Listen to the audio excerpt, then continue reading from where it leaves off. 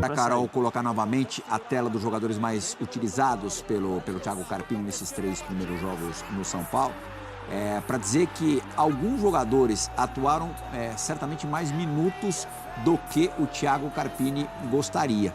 O São Paulo tem carências hoje, especialmente em 2 posições, na lateral esquerda e no comando de ataque ali, o centroavante.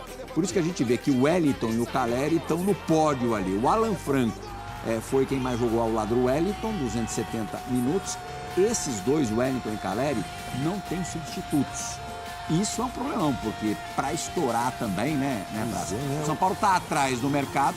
Um desses jogadores perdeu, um dos jogadores que tinha no elenco nessa posição saiu de forma inesperada, foi o Caio Paulista para o Palmeiras. E não são posições exatamente fáceis de você encontrar gente boa no mercado. E Plira, se tu analisar, assim, os números já chamam a atenção, né?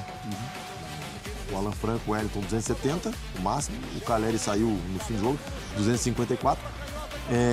E a gente falando na sequência. Qual é a sequência agora? Corinthians e Palmeiras. Então, assim, tudo leva a crer que eles continuem tendo uma minutagem alta. Então, aí tu vai pegar 5 jogos em 2 semanas, praticamente. Nem 2 semanas de pré-temporada, tu expor o jogador, cara, é um risco absurdo. E aí entra no que o Zé falou, não é só o risco da lesão de muscular, articular, mas risco de queda de performance também. Porque ele não vai ter uma base para ter potência, para ter força, nem forma, tá? Porque ele tá voltando cirurgia. Então, assim, cirurgia no tornozelo. E aí tu começa, o cara não machuca, mas não performa bem, começa a performar mal, e aí tu entra numa reta final de campeonato, aí começa a Libertadores, começa a e aí vai, e essa loucura do calendário brasileiro.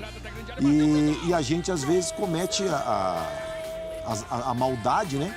De muitas vezes esquecer isso e apontar o dedo sem olhar, eu sempre falo, sem olhar o contexto, né?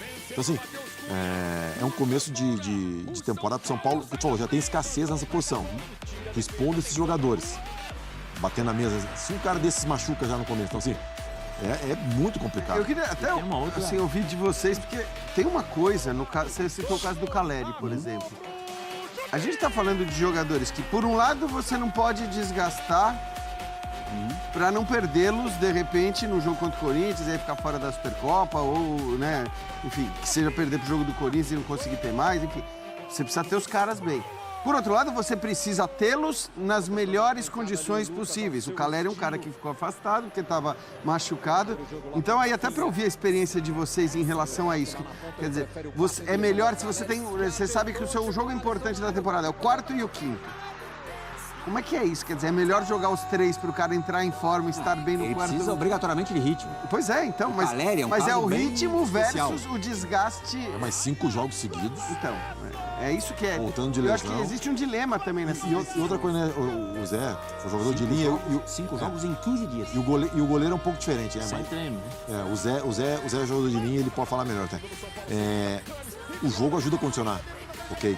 Mas tem coisas que o jogo destreina. Tem coisas que precisa do treino específico da Valência, assim, que o jogo não dá. E então tu não...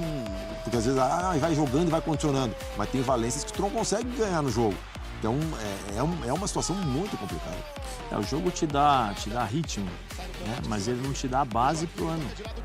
A base você precisa colocar oxigênio, né? Colocar gasolina no seu corpo, colocar ali um pouquinho para você poder administrar esse tipo de situação, porque senão você treina uma semana. Essa uma semana você já desgasta, você já perde essa semana que você treinou em 3 dias, 4 dias, ou em uma semana, porque você não tem tempo de recuperar. Vale lembrar que a pré-temporada, muitas vezes você treina de manhã e de tarde, às vezes quando tem jogo você treina de manhã e aí joga à noite, dependendo da programação. Existe hoje os departamentos, né, físico, de fisiologia, departamento médico, de análise, tem uma série de coisas que é muito importante hoje para você poder saber como o jogador se encontra, porque nós somos aqui, somos em 4. Cada um tem um organismo, cada um recupera de uma determinada maneira, dependendo do esforço físico. O volante, o meio-campista corre mais, o desgaste dele talvez seja maior do que o de um zagueiro, né, porque são movimentos diferentes, ou dependendo do número de vezes, por exemplo, que o zagueiro tem que sair para fazer a cobertura, ele se desgasta mais do que um próprio atacante, fica mais centralizado, como é o caso do Caleri. Então tem as variantes do jogo que dá a possibilidade de você analisar. Que nem, por exemplo, o Caleri. Eu acho que esses jogadores, hoje em dia, o Price, eu vou jogar com o Price também, na minha época a gente ficava 30 dias, quando conseguia 30 dias de férias. Nós ficávamos 20, 15, 20 dias de férias mesmo, para o corpo descansar, e depois treinava. Provavelmente esses jogadores, eles recebem uma programação de treinamentos durante as férias para justamente quando eles voltam a treinar, né, quando eles não sentem tanto a pausa. Por quê? Porque as dores musculares, dependendo de você... Os atuais, eles não têm esses 20 dias de mamata que vocês tinham. Talvez não. Não tem. Eu sei de clubes que 2 semanas... Fala assim, eu sou mais recente que você. Eu era dessa fase. Você jogou até ontem. Eu era dessa fase. Eu recebi um plano de treino. Eu recebi o plano de treino e eu era responsável pelo meu plano de treino. Hoje, alguns clubes já fazem esse plano de treino, mas online. Então, com 2 semanas, o jogador, independente de onde ele esteja, é marcado um horário e naquele horário é dado treino online. Nas férias? Nas férias, né? Nas férias. Não, eu imaginei que tivesse uma planilha, mas não que com acompanhamento tão próximo assim. Liga a TV, tá lá no telão, por posição, os goleiros, os laterais, e aí cada um da comissão técnica é responsável por monitorar e acompanhar o treino. E ele dá o treino online. Só que assim, isso é meio uma teoria de Darwin, é uma lei da evolução, né, da sobrevivência, porque isso não acontece no Brasil porque tem que ser feito, cara. Senão, hoje em dia é impossível chegar 30 dias de férias, chegar e ter 2 semanas de pré-temporada, fazer exames médicos de rotina, fazer parte física, parte tática, parte técnica e jogar. Jogar na batida que se joga hoje. E quando você faz os testes, você tem que fazer os cálculos exatos para você não desgastar o jogador de uma maneira que você treine e lesione o jogador. Você está falando da dor muscular, né? Na nossa época, tinha vezes que tu conseguia treinar, tu não conseguia caminhar direito, cara. Consegue andar. Era... Porque é muita dor, assim, então você tem que ter esse tipo de trabalho. Outra busca do São Paulo, além do lateral esquerdo e do centroavante, é um zagueiro canhoto. Mas aí eu vou, de novo, vou abusar do seu conhecimento, né? Peço perdão se você... Use e abuse. Não, porque é o seguinte, né? A gente vinha acompanhando. Caio Paulista, né? Lateral esquerdo, o Wellington tá liberado para ser mandado embora. Não, o Wellington tem mais um ano de contrato. Sim, mas a grande... o que você mais escutava é que assim, vamos vender o Wellington. O empresário do Wellington não quer nem conversa. Agora tem um pouquinho de conversa, mas a chance de renovação é remotíssima. Sim, mas por quê? Porque ele quer sair. É natural. Se você não quer renovar, é porque você quer ir embora. Eu acho que aí o São Paulo poderia, eu não sei se é a função, se é o planejamento, aproveitar as categorias de base, o menino que está subindo e tal. O mais promissor machucou cruzado, você acredita? Para integrar esses meninos. Riquelmes hoje das categorias de base no Brasil. Para entregar. Não entrar numa discussão, gramado sintético ou natural? Esses meninos, essa é boa também. Para eles serem aproveitados, né? Porque aí você tem a condição. Mas o São Paulo poderia ter já um lateral esquerdo também ali junto para ter esse. Tem o Patrick Lanza, que inclusive é jogador de seleção de base, esteve em quase todas. Tem que colocar. Bombadilha e Luiz Gustavo jogaram a primeira vez. Né? O Caleri lá na frente junto com o Galopo, vai reentrosar de novo. O Galopo, como é que funciona em termos de velocidade, dinâmica de jogo? Tudo isso, o São Paulo deve ir melhorando, né? Justamente com o passar do tempo e assim, jogos, treinos, descanso. Né? Porque o Tony Oliveira Camarão, ele falava o seguinte... Preparador físico seu no Corinthians. Sono também é treino. Pijama treino. Pijama treino. E aí você... Estou estudando lá o curso da AFA. Acaba nunca esse curso. Não, sim, vai demorar. Hã? Vai demorar, para sua alegria vai demorar. Mais longo que medicina. Ele fala justamente sobre a capacidade de recuperação através do sono. O jogador tem que ter um sono... Neurociência, é isso? Neurociência, né? Porque você tem a questão do sono REM, do sono profundo, sono leve, tem tudo isso. E o Palmeiras tem um negócio, inclusive, na planilha de sono e tal, porque é importantíssimo. Rigoroso. Especialmente nesse momento, o jogador poder recuperar. Porque ele está colocando a gasolina, mas ao mesmo tempo ele está queimando essa gasolina. Então, se ele não recuperar bem, ele não vai conseguir absorver de novo os treinamentos para poder ter uma base para jogar durante o ano.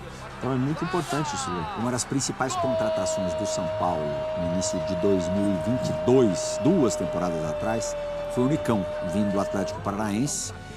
Talvez tenha sido o principal jogador do Atlético, né? A cara do Atlético, campeão da Sul-Americana e da Copa do Brasil. Não conseguiu desempenhar no São Paulo na primeira temporada, no primeiro ano.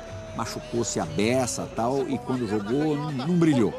Foi pro Cruzeiro, também não aconteceu muito. Hoje, na minha opinião, até estar em campo, era o melhor jogador de São Paulo em campo. São Paulo pode ter ganho um reforço aí inesperado, Jean, que já estava ali por perto? Pois é, eu acho que sim. Eu sempre acredito que no Brasil vários jogadores desses que são dispensados depois de uma temporada de fracasso poderiam ser grandes reforços. Mas o padrão aqui no Brasil O Palmeiras tem 3 exemplos, né? O Palmeiras tem 3 exemplos. O Abel, aliás, ele respondeu, ele falou exatamente sobre isso na última entrevista coletiva dele. Zé Rafael Veiga e foi o Scarpa assim também. Isso, e ele citou o Veiga como exemplo quando ele foi perguntado sobre o Flaco Lopes. Ele falou, cara, olha o Veiga, vocês esquecem o que foi o Veiga, o tempo que o Veiga levou para virar esse Rafael Veiga, e a gente vê muito no Brasil. Olha o Flamengo contrata, veio o Marinho pro lado de, não deu certo, vai, manda embora. O Cebolinha, se ele não começa a jogar bem no final da temporada passada, se bobear... O Veiga veio pro Palmeiras de que ano? 17. 17, pois é, olha... Não jogou? Quando aí foi que pro ele... Atlético Paranaense 18. Isso, jogou, depois voltou. Aí pensava que amadurecido voltaria a jogar. Não teve espaço de novo em 19. Foi jogar em 23 anos. Muito grande. 3 anos. 3 anos. E isso ninguém faz, né, Praça? Eu até acho que 3 anos, a não ser que você tenha uma mudança de treinador, de mentalidade, que algo mude no clube. Se nada muda no clube, o jogador dificilmente, depois de 3 anos de tentativa, vai começar a render. Mas o que é absurdo é que no Brasil, muitas vezes, você desiste do cara em 6 meses. Você desiste em uma temporada. Tu bota o carimbo, né? Eu acho que hoje a gente que eu falo... Paciência não é o nosso Não é. Não só quem trabalha no futebol, mas a própria torcida em rede social. Hoje a gente tem necessidade de dar opinião instantânea. A gente não pode dizer assim, não, ainda não sei. Se tu falar, não, ainda não... Passador de pano. Passador de pano. Então assim, e aí o que as pessoas fazem? Não tem nenhum compromisso com qualquer verdade que seja, bota o carimbo. Esse não é bom, esse é bom. Né? Só para tocar um pouquinho no assunto do Beraldo, né? Claro. Eu nunca vou ser treinador, mas graças a Deus, é uma profissão que me encanta. Eu acho que o grande negócio dessa profissão de treinador é isso. Tu tá preocupado em achar o substituto do Beraldo. Eu não me preocuparia em achar o substituto pro Beraldo, que tenha uma saída de bola, que ataque o espaço, que quebre linhas com passe. Eu teria a preocupação em achar uma solução para os jogadores que eu tenho em razão do time. Aí, assim, vou dar exemplos aleatórios, não que seja. O Beraldo, ele carregava a bola, quebrava a linha, tinha passe. Aí o teu zagueiro, ele tem um passe mais longo, o que tá lá. Então, o que tu faz, de repente, traz os laterais para dentro, para ser construtores, e o volante, em vez de buscar no pé dele, faz uma saída de 3, só que pelo lado. O meia, ele afunda, criar mecanismos dentro do time de acordo com a característica do jogador e não tentar. Vou usar o exemplo de novo do Palmeiras, porque eu estive lá há muito tempo. Muita gente falou o substituto do Danilo. Mas era difícil ser um jogador com as características do Danilo, né? Aí se adaptou o Zé Rafael. Então, assim, com outras características. Então, assim, eu acho que essa é a magia do treinador que me encanta, sabe? Ele conseguir achar dentro do grupo soluções, não necessariamente trocar os 6. Porque é difícil. Cara, tu achar um outro Beraldo no São Paulo é difícil. Tu contratar um Beraldo... É muito mais difícil encontrar um jogador com características semelhantes ao do Beraldo do que montar um esquema que você não... Até para a especificidade, né, Nós estamos falando de um zagueiro canhoto, já é difícil. Né? Um zagueiro canhoto e com capacidade de criar situação de jogo, que é mais difícil ainda. Então, assim, você paga quanto num jogador desse?